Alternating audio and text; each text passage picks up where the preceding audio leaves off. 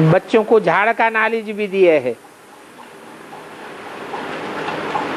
Drama अथवा कल्पवृक्ष अरबों वर्ष का तो नहीं हो सकता।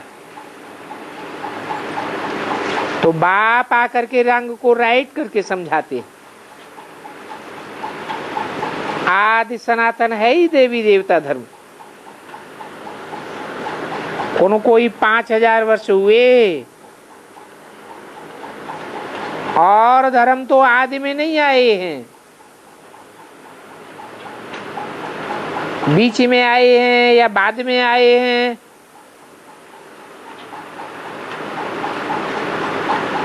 और देश भी ऐसे ही बाद में आए हैं। भारत तो प्राचीन से प्राचीन देश है और भारत का ही प्राचीन राजयोग मशहूर है। और प्राचीन से प्राचीन है सो तो जरूर सतयुग में बाउन से आगे की संगम पर होना चाहिए। परंतु कोई भी शास्त्रों में संगम की बात नहीं है। जरूर बाप संगम पर ही आवेगा पतितों को पावन बनाने के लिए। तो ये कल्याणकारी युग है।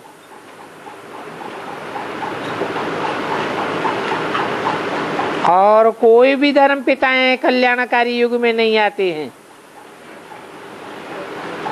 क्योंकि उनके आने के बाद कल्याण तो किसी का होता ही नहीं। तो ये बातें मनुष्यों को नई लगती हैं।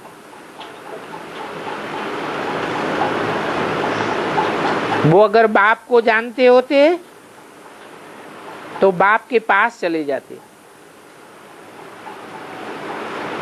गाते भी हैं कौन देश से आए हैं, कौन देश से जाना है।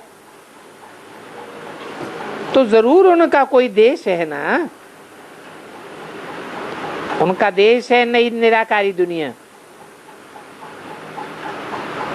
और देश में तो जरूर एक रहने वाला नहीं होगा ना, बहुत रहने वाले होंगे।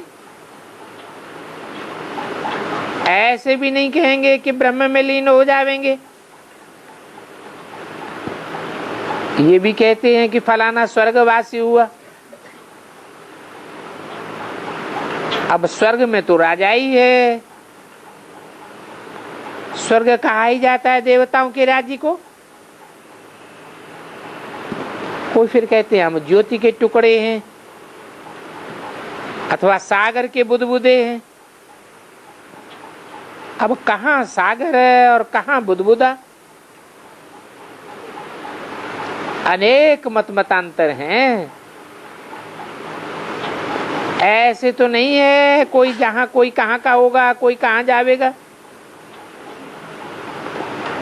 तो आते तो सभी एक ही देश से हैं। तो पहले पहले पूछना है कि गीता का भगवान कौन था।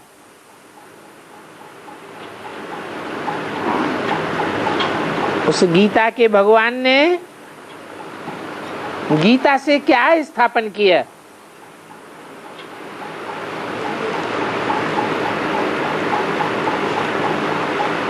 सारे मनुष्यों की मुझान इसी बात में है,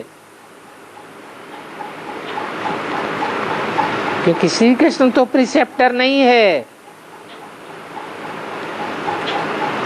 दूसरी बात है बाप कहते हैं मैं इनमें आकर के स्थापना और विनाश कराता हूं।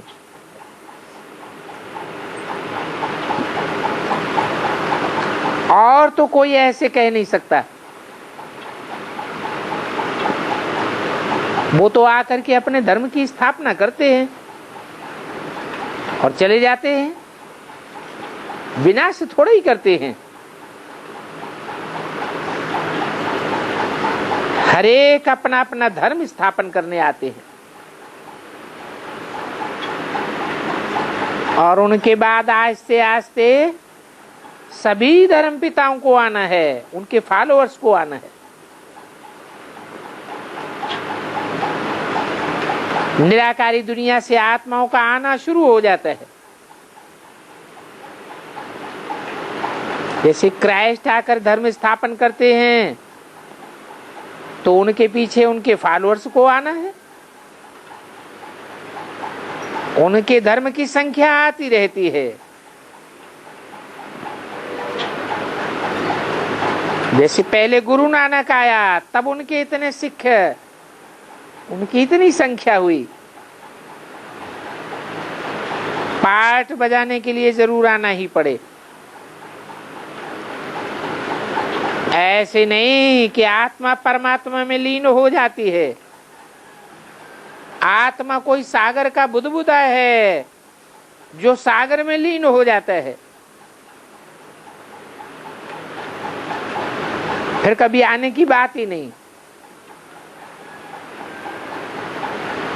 फिर आत्मा अनादि कैसे हुई? ये ड्रामा अनादि कैसे हुआ? ये तो अनादि बना बनाया ड्रामा है। और ये बातें कोई लौकिक बाप अथवा गुरु ने नहीं समझाई है, ये तो पारलौकिक बाप समझाते हैं। लौकिक बाप तो इसी लोक के हैं, वो सब जन्म मरण के चक्र में आते रहते हैं। तो जो जन्म मरण के चक्र में आते हैं वो पूर्व जन्म की बातें भूल जाते हैं। बाप तो जन्म मरण के चक्र में नहीं आता है, तो भूलने की बात ही नहीं।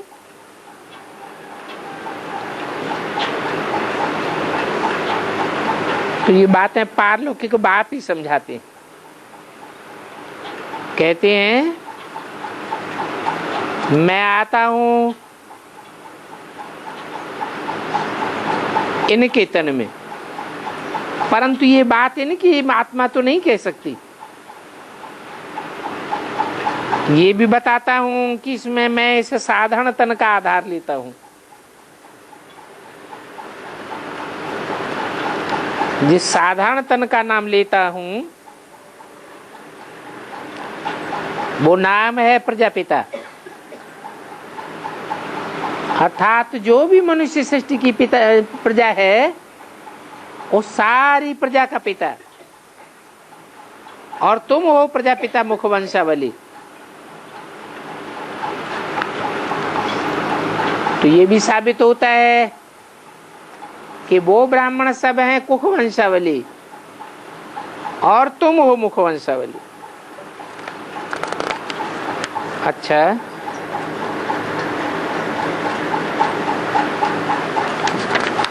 ओम शांति।